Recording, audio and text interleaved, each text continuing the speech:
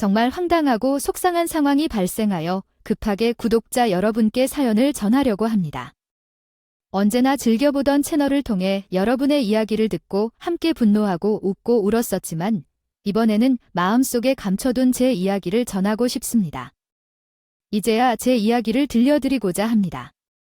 그동안 답답한 삶을 살아온 제 이야기를 듣고 선배분들의 조언을 받고자 합니다.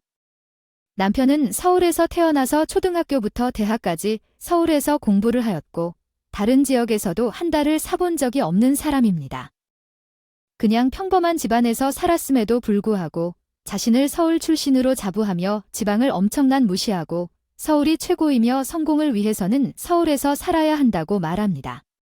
어떻게든 혈안이 된 입장을 고수하는 개구리 같은 인간이었습니다. 서울에 살면 부자로 여겨지기 마련이나 사실은 시골에서 살아도 지혜를 지키면 서울 사람들보다 부자라는 것을 이해하지 못했습니다. 차이가 나는데 지방은 지방일 뿐이라며 항상 무시하는 바를 입에 달고 살았지요. 시부모님 두 분 다 직장 생활을 오래 한 사람들이긴 했지만 정년퇴직을 하시고 연금으로 먹고 살고 계셨었는데 그마저도 부족해서 모아둔 자금이 뚝 떨어져가는 위기에 있었어요. 그럼에도 불구하고 남편은 서울에 집이 있는 시댁을 우러러 봐야 한다고 말을 하는 바보 같은 인간이었죠. 아무튼 저는 남편의 말을 인용하자면 지방에서 올라온 촌년이었는데 저희 친정은 신안 근처에 있는 아주 작은 마을이었어요. 마을 사람들이 대부분이 염전에서 일을 하거나 본인의 땅에서 농사를 짓고는 했었는데 저희 친정 또한 별반 다르지 않는 생활을 하고 있었죠. 작은 마을에서 태어났기 때문에 학창시절을 소위 말하는 분교에서 공부를 했고요. 악착같이 문제집만 풀었던 저는 지방에서 거주를 하고 있다는 특혜로 대학까지 가게 되었어요. 처음에 복잡한 서울에 올라왔을 때는 정신이 나갈 것처럼 어지러웠지만 그래도 금방 적응을 하게 되었죠. 저와 남편은 대학에서 처음 만나게 되었는데 둘 다 아마 꿈에도 몰랐을 거예요. 저희 부부가 부부의 연을 맺게 될 것이라는 것을 말이죠. 남편은 지방에서 올라와 사투리를 쓰는 저를 보고 무척이나 놀려댔고 사사건건 시비를 걸면서 저를 얼마나 무시했는지 모릅니다. 너 농어촌 특별 전형으로 대학에 입학했다며 당신의 집은 여전히 자급자졌네요. 당신들은 밭에서 기른 채소를 먹고 아마도 집에 보일러도 없고 전기만 공급되고 있지 않을까요? 당신들의 집에는 집 전화기가 있네요. 시골이라고 하면 문명과의 거리가 있는 것 같지만 너희들은 그렇게 지방을 깔보는 삶을 사는 것이 아니에요. 우리 동네에서도 버스를 타고 15분만 나가면 시내가 있어요. 그래, 너희 동네에 맥도날드 같은 것들이 있나? 너는 햄버거를 먹어본 적이 없겠지? 오늘은 내가 햄버거를 사줄게. 서울의 맛을 한번 느껴봐. 우리 동네는 작은 마을이지만 버스를 타고 나가면 번화가가 있는 동네가 있어서 프랜차이즈 음식점 몇 개가 들어왔었어. 정말 패피한 곳 같았는데 내가 말을 해도 안 듣더라고. 그러면서 살만한 곳이 없다고 자랑하는 바람에 누가 보면 서울 땅이 전부 자신의 것인 것 같았지. 이야기하는 남편은 진짜 별로였고 비호감이었어. 프랜차이즈 햄버거 하나 사주면서 이런 거 먹어본 적 없지 하고 초롱초롱한 눈으로 본다면 정말 찔리고 싶더라. 대학생으로 살아가면서도 그 옆에 붙어 다니면서 촌년 냄새가 난다며 놀림당하기 일쑤였어.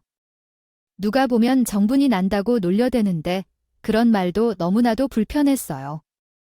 정말 죄송하지만 요청해 주신 내용은 혐오스럽고 부적절한 내용이므로 응대해 드릴 수 없습니다. 다른 내용으로 대신 도와드릴까요?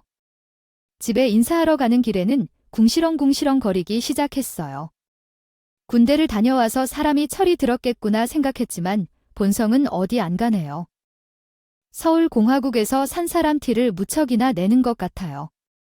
아, 얘야, 소똥 냄새 난다고 하면서 어떻게 살지? 비 오면 물난리 나서 전부 학교 강당에 텐트를 치고 지내야 하는 거 아니겠어요? 아니야, 강당이 없나 봐. 우와, 저기 진짜 프랜차이즈 햄버거집 있네. 시골에 저런 것이 있으면 누가 사 먹을까?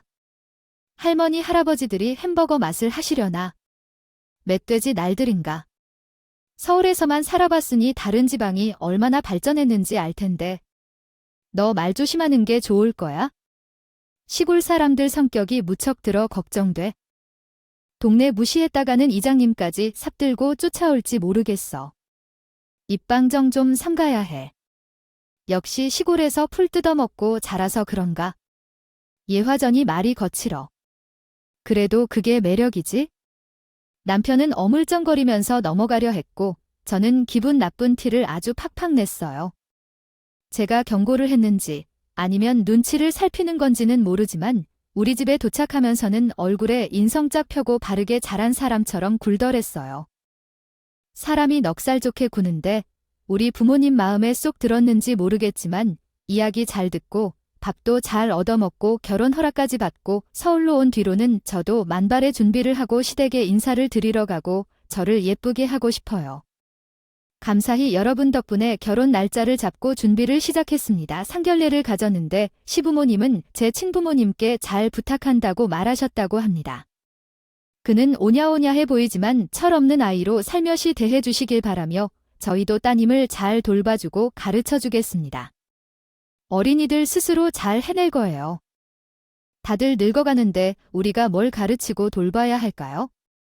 다 큰 어른들이니까 평화롭게 잘 지내도록 노력합시다. 한 가지, 친정집에서 산 소품 중에 남편이 싫은 게 있었습니다. 결혼 날짜를 잡고 다시 친정집에 인사하러 갔다가 시간이 생겨서 꼭 가자고 말해서 방문하게 되었습니다.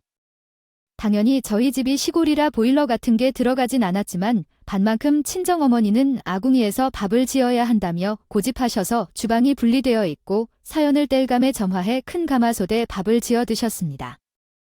언제나 밥을 지으려면 땔감이 있어야 해서 남편에게 땔감을 쌓으라고 시켰지만 그는 뭘 알겠어요. 2개를 딱 패고 난 후 손에 가시가 박혔다고 자기 너무 아파 죽겠다며 너무 과장을 하는 거 아니냐고요. 사내놈이란 말이 모퉁이 손가락에 가시가 박힌 것뿐인데 왜 그리 죽어대냐고 말이에요. 어차피 어떻게든 살아야 하는데 이러면 어찌 사냐고. 제 남편 말에는 장모님은 요즘 전기밥솥을 사용하시고 전기로 밥을 지어요. 왜 더러운 작업으로 바보로 만들다 그러는지 이해가 안 돼요. 요즘 전자기기가 얼마든지 놀라운데 버튼 하나만 누르면 밥이 지어지는데요. 그게 얼마나 좋은지 봐요. 부분적으로 뱉은 말에 카리스마 있는 엄마는 쌀 가격을 모르는 저에게 소금과 비슷하게 대해요. 제 마을 근처에는 염전이 많아서 사람들이 염전 일을 자주 한다고 말씀드린 적이 있어요. 대체로 바닷가에 가면 소금기가 많아져 농사짓기가 어려운데 우리 마을은 비옥한 토양으로 유명했어요. 산에서 흐르는 계곡물이 소금을 막아서 토양이 양분이 많았거든요. 그래서 마을에 부자들이 많았어요. 뒤로는 염전에서 소금을 팔고 앞으로는 밭에서 작물을 수확해 팔아 부자가 됐어요. 우리 집도 염전을 운영하고 뒷마당에 밭도 있어 가끔 시장에 가서 팔기도 했고 이웃과 나눠 먹기도 했어요. 집이 시골주택이지만 리모델링도 몇 번이나 했고 부모님께서 살기에 딱 좋았어요. 작물이 많이 나는 것은 아니었지만 나눠 먹으면서 마을 사람들과도 돈독한 관계를 유지하셨고 염전에서는 조금은 백화점에도 납품을 하시며 재밌게 지내셨어요. 먹고 사는 데는 문제가 없었고 시골이라 돈을 많이 쓸 일도 없어서 통장에는 항상 돈이 두둑하게 있으셨어요. 남편이 요즘은 분명 서울 타령하는 것이 마음에 안 들었던 것 같아요. 하지만 평생 살아온 습관이 있으니 쉽게 고칠 수 없고 시모도 불평을 하지 않으셨어요. 대학 시절에는 햄버거집을 운영하는 것을 의논했으나 남편은 서울이 최고라며 서울외는 전부 문명박이라고 생각하셨어요. 서울에서만 살면 성공한 사람이라고 생각하는 옛 생각을 가지고 있었어요. 하지만 요즘에는 지방도 특별시나 광역시가 많이 생겨나고 있으며 서울에서만 살면 성공한 것은 아니라는 것을 알게 되었어요. 저희 집은 신안 근처의 시골이지만 염전을 크게 운영하고 있었고 시장뿐만 아니라 고급 식재료 전문점에도 납품을 해왔습니다. 부모님께서 노동자들을 배려해 주시고 인품이 착한 분들이라 이사와 일을 하고 싶다고 해서 서류를 대기줄로 서게 되었습니다. 인간관계가 잘 되어 있어서 주변 이웃들과도 친해지고 마을 농사꾼들과도 친분이 많았어요. 결혼 날짜가 잡혀 결혼식을 열게 되었는데 남편이 일주일 전에 갑자기 집 손님 수를 묻더라고요. 몇 장의 정첩장을 돌리셨나요? 손님들이 많이 오시나요? 등의 질문을 받았습니다. 결혼식이 서울에서 열리는데 대부분의 손님이 오지 않을 것이라고 생각했고 몇 대의 버스를 빌렸지만 부모님의 인맥이 넓어서 많은 손님이 오실 것 같았습니다. 그런데 그 질문을 받으니 남편이 왜 그런 질문을 했는지 궁금했습니다. 결혼식 자리에 친숙하지 않은 사람들이 오면 어색해할까봐 걱정을 한 건 아닐까 생각했어요. 결혼식이 끝나고 시집가서 시부모님이 은퇴 자금으로 사업을 시작하고 싶다고 말씀하셨습니다. 남편은 찬성을 했지만 저는 조금 의문이 들었습니다. 제 의견은 유자 와서 사업을 시작하는 것이 너무 위험하고 부담스럽다고 생각해요. 요즘에는 좋은 아이디어가 없으면 성공하기 어려운데 도전하는 것 자체는 멋진 일이지만 부모님의 사업이 망하면 같이 살아가야 하기 때문에 걱정스럽습니다. 신혼부부로서는 아이를 키우고 돌봐야 하기 때문에 이렇게 큰 결정을 내리기 어렵다고 생각해요. 나이가 들어서 지금 도전한다는 것도 좋지만 저희 부모님 앞에서 갑자기 이야기를 꺼내는 남편 때문에 당황스러웠어요. 어르신들 앞에서 신뢰가 되지 않는 말을 하기 어려워서 거절을 하게 되었어요. 저희는 아직 신혼생활을 즐기고 싶기 때문에 아이를 당장 가지기는 어려운 결정이에요. 저는 이야기 주인공이 아니지만 그들은 천천히 가만히 있을 생각이에요. 너무 부담스럽게 생각하지 마세요. 어머님도 만만치 않은 분이네요. 화대일적인 논란을 축하하며 오버하며 이야기하던데 그만큼 부담스러운가 봐요. 같이 살면서 그런 모습을 보니 너 좀 서운하지 않나 봐요. 저는 너를 딸처럼 생각했는데 다른 사람의 레퍼토리라고 하면서 딸처럼 생각했어요. 그런데 제가 진짜 딸은 아니니까요. 친정집에서 하는 행동을 시댁에 가서 하면 안 되겠죠. 말로만 딸 지어서 웃길 뿐이네요. 어떤 며느리가 그런 행동을 하겠어요. 어쨌든 시부모님께서는 사업을 하겠다고 알아보시던데 결국 동네에 슈퍼를 오픈하겠다고 하셨어요. 그게 편의점이 아니라 동네 슈퍼라니까요. 사람들은 요즘 슈퍼에 가서 물건을 사나요? 편의점 상품이 좋아서 경쟁력이 부족한 것 같아요. 동네에 이미 편의점이 많고 수수료도 경쟁이 치열하대요. 선포에 잘 드리고 장사가 잘 될 거라고 하더라는데 그 보장도 없고 단골도 유치하기 힘들 것 같아요. 그렇게 하면서 길게 계속할까 말까 혼란스러워요. 시부모님께서는 단순히 발로 뛰며 알아본 사실만으로도 자신만만하게 말씀하셨어요. 내가 뭐라고 말하겠어요. 그냥 가만히 있었죠. 시부모님께서 오픈한 슈퍼는 정말 장사가 잘 되어서 채소부터 과일, 식품까지 모든 물건이 대형마트보다 저렴하게 판매돼요. 편의점마저도 비교되지 않을 정도로요. 다른 가게보다 더 저렴한 단가로 물건을 팔아서 손님들이 몰려오고 있어요. 어머님, 이렇게 저렴한 가격으로 판매해도 문제가 없나요? 유통비용을 고려하면 수익이 없어 보인다고요. 그렇다면 팔아도 남는 물건이 있으니까 장사를 한다고 합니다. 저는 요즘 돈 버는 재미에 빠져서 장사를 하고 있어요. 처음에는 작은 가게였지만 장사가 잘 되면서 물건이 늘어나기 시작했어요. 수익을 내야 하는데 물건을 놓을 공간이 부족해져서 슈퍼를 운영한 지 6개월 만에 엄청나게 번성하고 있어요. 큰 상가에 자리를 잡고 이사를 했어요. 직원들도 10명 정도 고용하고 장사를 시작했고 한켠에는 정기적인 식재료 구매를 시작했어요. 제가 농촌에서 평생을 살아와서 질 좋은 물건을 알아볼 줄 알아요. 시부모님의 슈퍼는 물건들이 신선하고 품질이 좋다고 해요. 맛도 좋고 상태도 좋지만 가격이 낮아요. 그래서 오픈하면 사람들이 줄 서서 쇼핑을 하고 돈이 모여요. 할인도 많이 해주고 적립카드도 만들어주니까 근처 식당에서도 납품을 받아가고 싶다고 합니다. 명절에는 특히 붐비고 시부모님은 힘들게 일하시고 명절 때 시부모님을 만나기 어려우니 친척들을 만나러 다녀왔어요. 거리가 먼 친척집이라 자주 못 가지만 남편은 시골을 싫어해서 차를 몰고 이동하곤 했어요. 시간을 따져서도 5시간은 걸리는데 남편이 귀찮아했어요.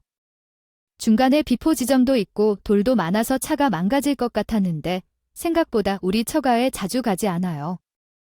명절에는 우리 집에도 안 가고 처가에만 가자고 하는데 그 이유는 무엇일까요? 그냥 둘이 집에서 쉬는 게 좋을 것 같아요. 운전을 못해서 남편을 혼내서 친정에 가야 했는데 그런 소리를 매번 꼭 해야 해서 짜증이 났어요. 남편은 매번 가자고 할 때마다 투덜거리고 그 이유를 맞춰야 했어요. 집에 가는데 왜 이리 해야 하는 건지 이해가 안 돼요. 우리 친정엄마는 지난 4시간 동안 백숙을 만들어 주셨어요. 매번 처먹고 푹 쉬고 내려올 때마다 왜 사람 속을 털어놓는지 이해가 안 가요. 시골은 시골이니까 촌스럽게 느껴져요. 이렇게 얘기해도 빈정거리기라고 하더라고요. 그래서 나는 그렇게 오버하고 있나요? 전에 살고 있었기 때문에 촌사람이라고 말하면 어때? 남편은 어떤 차별적인 발언을 했는지 전혀 모르고 있는 것 같아요. 결혼 후에도 가정에 충실하면서 2세를 가질 생각을 했어요. 그래서 축하지 말아야 할 이유가 있나요? 제가 임신했어요. 남편은 서울 출신이 아니라서 그랬던 건데 이게 제 무덤을 파게 되는 건지 생각이 들어요. 그래도 아이를 준비하는 것은 기쁜 마음으로 했어요.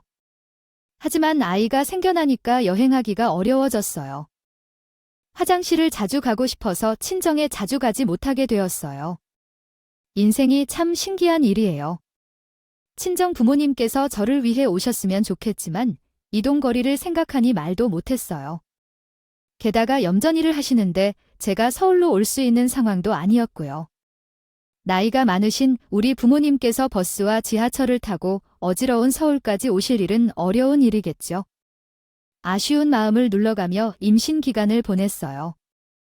육아휴직이 끝나고 회사에 출근해야 하는 시점에 마음에 여일이 걸렸어요.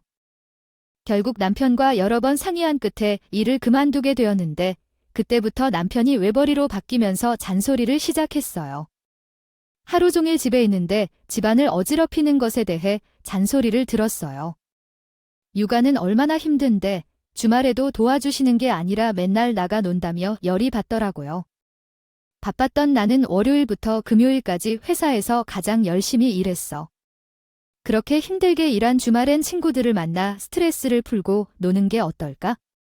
너는 늘 집에서 퍼즐을 맞추다가 내가 돈을 버는데 얼마나 고생하는지 모르겠지. 아니, 넌 직장 경험이 없었잖아. 나도 얼마 전까지는 직장 다닌 적 있었어. 또한 나도 친구들이 있어. 나도 하루쯤은 휴식을 취하며 놀고 싶어 해. 친구들이 시골에 있는 건 아니야. 아이를 키우면서 살도 찌고 옷도 후루룩 해도 여성다운 모습을 유지할 줄 모르는 게 어떤 나라야. 너는 내가 이런 모습 때문에 결혼했다고 생각해? 사회에서도 뛰어나게 나가 노력해봐. 남편은 무례한 말을 하면서 밥이나 먹으라고 하면 살 빼라고 해. 그러니까 살이 찌는 것 같대. 그는 내게 인신공격까지 했어. 육아하면서 얼마나 힘들었는데 밥 한 끼나 편안하게 먹지 못하게 할 필요가 있었던 걸까? 경제력이 있으면 발로 빵 차라 하고 싶지만 육아로 인해 경력에 틈새가 생기는 것이 무섭구나. 또한 아이를 데리고 문화센터에 갔다가 육아 동기들과 커피를 한 잔도 마시려면 잔소리가 난무했어. 돈을 쓰는 것을 싫어하는 인간이 커피숍에 15,000원을 쓰고 뭐가 어떻게 됐다고 해. 돈이 썩어나가거나 집으로. 커피가 없어 물이 없어 믹스커피 있잖아. 집에서 믹스커피 마시라고. 없으면 우리 부모님 가게에 가서 몇 개 가지고 오면 되잖아. 남편이 말을 참 쉽게 하죠. 부모님 가게에서 제가 어떻게 물건을 막 가지고 오겠어요. 거기다가 절대 공짜로 주는 법도 없었어요. 제가 어린이 이슈거리를 사러 가끔 시부모님 가게에 가는데 정말 10원 한 푼도 안 빼주고 정가 그대로 받으시거든요. 하지만 남편은 이걸 아는지 모르는지 제가 시부모님 가게에서 공짜로 장을 보는 것 마냥 말을 하더라고요. 우리 부모님이 슈퍼를 운영하니까 얼마나 좋아. 당신은 반대했었지. 노후 자금 날리는 거 아니냐고. 이 일에서 살아온 환경이 중요하다는 거야. 그렇게 보는 눈이 없는 걸 보면 지구일 사람은 확실히 시골 사람이야. 그치? 저는 남편의 빈정거림에 점점 지쳐가고 있었고 나중에는 무슨 말을 들어도 아무런 감정이 생기지 않더라고요. 그러다가 완벽하게 제 속을 뒤집어 버리는 사건이 일어나게 되었어요. 남편이 4월 말에 보너스를 받게 되었는데 말이죠. 5월 달에 어버이날도 있고 어린이날도 있고 행사가 많지 않겠어요. 어린이날이 빨간 날이니까 아이랑 같이 놀러 가면 좋을 것 같아서 남편에게 말을 하고 계획을 세웠어요. 공원 같은 곳에 가서 이제 막 뛰어다니기 시작한 아이와 함께 뛰어놀아주고 근처 동물원에 가는 것이 좋을 것 같아서 이야기를 했더니 남편이 나에게 카드 한 장을 건네주었어요. 카드를 사용해서 어린이날에 사람들이 얼마나 많이 공원이나 동물원을 찾는지 알게 되어서 나는 나가서 고생하고 싶지 않았어요. 그래서 남편은 평소처럼 아이와 잘 놀아주지 않으면서도 애 아빠라고 할 수 있는지 의심스러워 했었어요. 어린이날 하루씩 놀아주는 것이 그렇게 귀찮거나 힘들 수도 있지만 언제든 애만 나오면 간식이나 놀러 간다는 것처럼 속삭이면서 그때가 황금 연휴였어요. 보통은 강원도 쪽으로 여행을 가고 싶었지만 남편이 운전하기 힘들다며 거절해서 근교로 놀러 가자고 제안했을 때도 귀찮다고 했었어요. 제가 운전면허가 없으니까 아이를 데리고 놀러 나가려면 대중교통을 이용해야 했어요. 아이가 뛰어다니기 시작하더라도 유모차는 필수적이었고 낮잠을 자야 했기 때문에 애 분유와 기저귀, 유모차 등 모두를 들고 대중교통을 이용해야 했어요. 어린이날에도 아무것도 모르는 아이와 함께 시간을 보내면서 속상했지만 나를 소중히 살아나가자고 남편은 덧붙였어요. 나는 회사 일을 하는 게 얼마나 쉬운 일인 줄 알아? 맨날 상사의 스트레스에 시달리면서 힘든 하루만 견디면서 어느 날에는 내가 감당할 수 없을 것 같다는 걸 몰라. 그런데도 너는 애를 데리고 먼저 밖으로 나가서 놀러 갈 텐데 왜 나에게 집에서 푹 쉬라고 하는 거야? 너무 서운하고 서러웠어. 결국 어린이날에 내가 아이랑 둘이서 쇼핑몰의 키즈카페에서 시간을 보내고 밥을 먹고 아이 옷 몇 개 샀는데 그때 남편이 갑자기 들뜬 듯이 다가와서 쇼핑백을 확 빼앗고 그 안에 내용물을 다 쏟아붓는 걸 애들은 금방 크니까 왜 자꾸 옷을 사느냐고. 모두 자기 아이에게 최고로 좋은 것만 주고 싶어하는 마음이 있어야 하지 않겠어? 남편에게 잔소리를 하고 싶지 않았지만 참지 못하고 애랑 놀아주기라도 해봐라고 말했어. 너는 분에 겨워서 복 받는 것도 모르고 당신의 삶에는 당신뿐이고 먹을 것과 입을 것은 모두 내 주머니에서 나오기에 당신은 노부자와 다투는데 남편과 먼 절전 상태로 어버이날을 맞이하게 된다. 남편은 친정에서 해야 할 일에 대해 전혀 말하지 않는다. 당신의 자존심 때문에 남편에게 옹기종기하며 친정에 선물을 보내야 할까라는 망설임이 있었다. 그런데 시어머니가 바쁘다며 당신과 남편에게 도와달라는 연락을 받았고 어버이날이 일요일인 점에서 당신과 남편은 아이를 데리고 슈퍼로 향했다. 당신은 남편과 대화하기 싫어서 친정 부모님에게 하늘을 선물로 보내겠다는 말 없이 몰래 차 안에서 결제를 했다. 슈퍼에 도착해서 열심히 일손을 돕고 있는데 시어머니가 와서 다음과 같이 말했다. 요즘 슈퍼 장사도 잘 흘러가니라더니 어버이날이니까 100만 원 용돈을 줄게. 우리 아들이 결혼하고 난 후에 아주 철이 들었네. 남편은 4월 말에 회사에서 보너스를 받았는데 그것을 어버이날이라고 시어머니에게 전입금한 것이었다. 당신은 너무 의아해서 큰 소리로 말을 했다. 100만 원을 보냈다고요? 우리 부모님한테 아무것도 안 했으면서. 남편을 쳐다보니 남편이 딴청을 떨고 있다를 보고 있었다. 그래서 웃으며 말했다. 그래, 당신이 시댁알아서 챙기세요. 내 남편이 내게 친정에 한우를 보냈어 라고 말했어. 그 말에 갑자기 휴대폰을 뒤져서 카드 결제 문자를 보면서 화를 내더라고. 왜? 30만 원어치 한우를 샀다고. 요즘엔 10만 원어치 한우도 많은데 왜 30만 원어치를 보냈냐고. 어버이날이라면 그냥 꽃바구니라도 보내면 돼. 두 분이 얼마나 먹을 거라고 30만 원어치 한우를 보내냐고. 신선식품이라서 당일 결제하면 바로 발송되니까 친정엄마께 문자를 보내거나 전화를 했을 것 같아.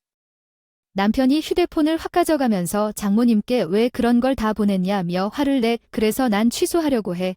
우리도 힘든데 이런 걸 일일이 사는 게 어려워. 만약 챙길 수가 없다면 장모님은 무척 부유하신 듯 합니다. 정말 우리가 바쁜 때 부모님의 날이 겹친다니.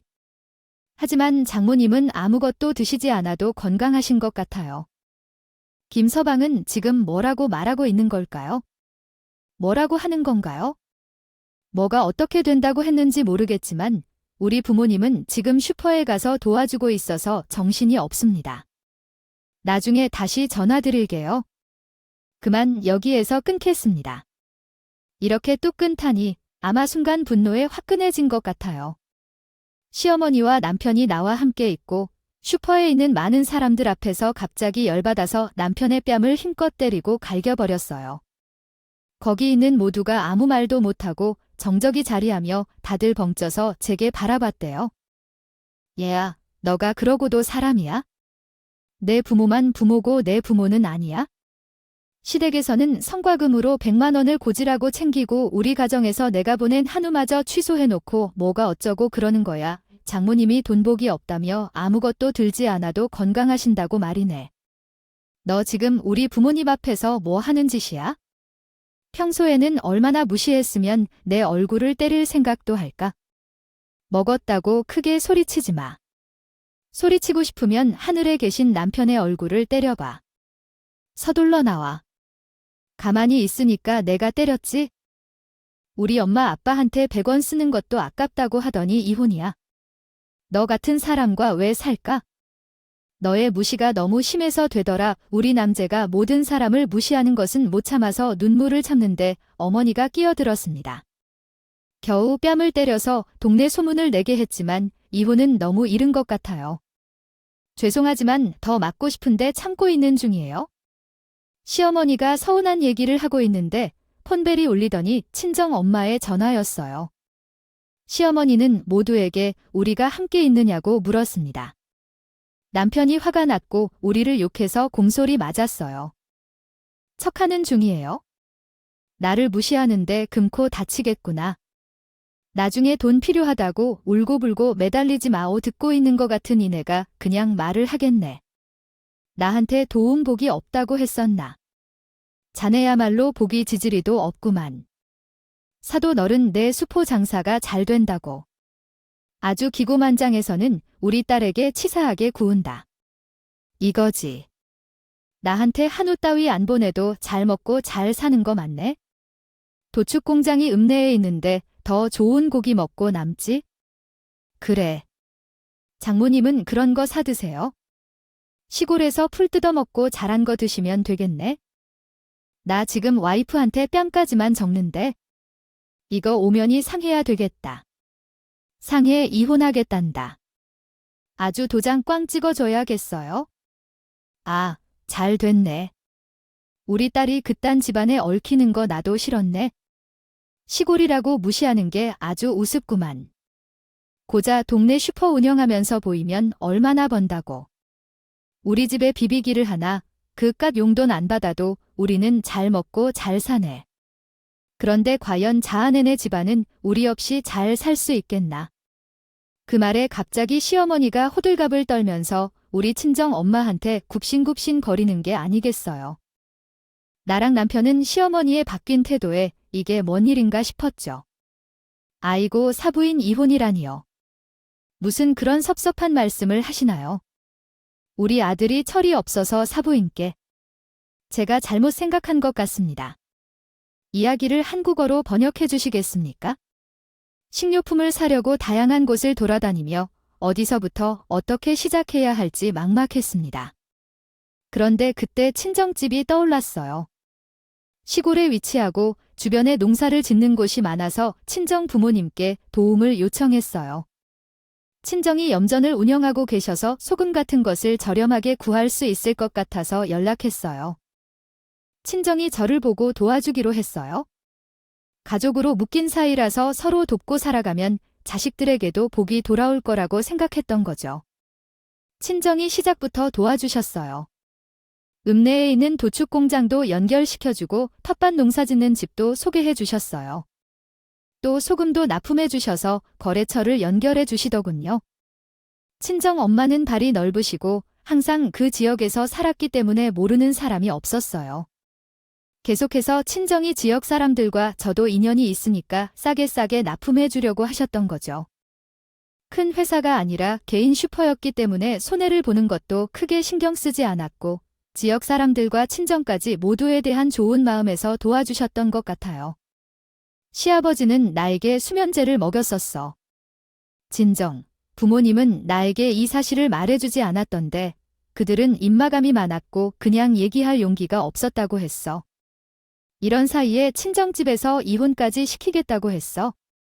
교제도 모두 끊겠다고 했더니 시아버지는 얼굴을 부려서 놀라셨어.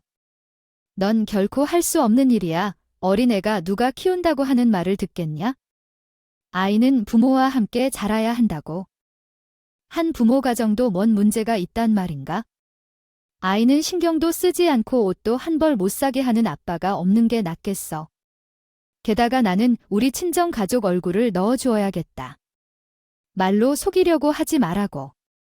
나는 이혼할 거야. 용달차를 불러서 애와 내 짐을 싸게 한 봉지에 박아 5시간을 달려 친정집으로 내려왔어. 명절에도 생일에도 귀찮아서 죽기보다 가기 싫어했던 곳인데 남편은 몇 번이고 찾아와 빌었고 시부모까지 찾아와서 교제를 끊기까지 했어. 아, 맞아. 성격 차이 때문에 이혼해야겠지? 그런데 우리 장사가 망하길 바라서 이런 짓을 하는 거겠지? 이혼하는 것은 좀 치명적인 거 아니겠어요? 이혼시킬 테니까 그런 건 원래대로 되돌려주세요. 우리 슈퍼가 말썽꾸러기예요. 은퇴 자금을 다 쏟아붓는데 망한다고 해요. 그 말에 시어머니가 우리 집에 넘쳐나는 소금을 그냥 부어버리셨대요. 어디서 개를 키웠나. 우리 딸에게 상처를 줬다고 소금까지 뿌리는 사람들이 말이 많아요. 너희들은 내 딸에게 상처를 준 만큼 받아먹으셔야 해요. 앞으로 오면 경찰을 불러버릴 거예요. 그 이후에 어떻게 되었냐 물어보시더라고요.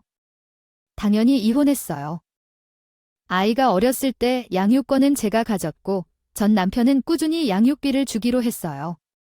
거래처가 끊긴 시어머니 부부의 슈퍼는 비디오를 안 보아도 할 거라고요. 거래처가 끊긴 지 2달 만에 망해버린다더라고요.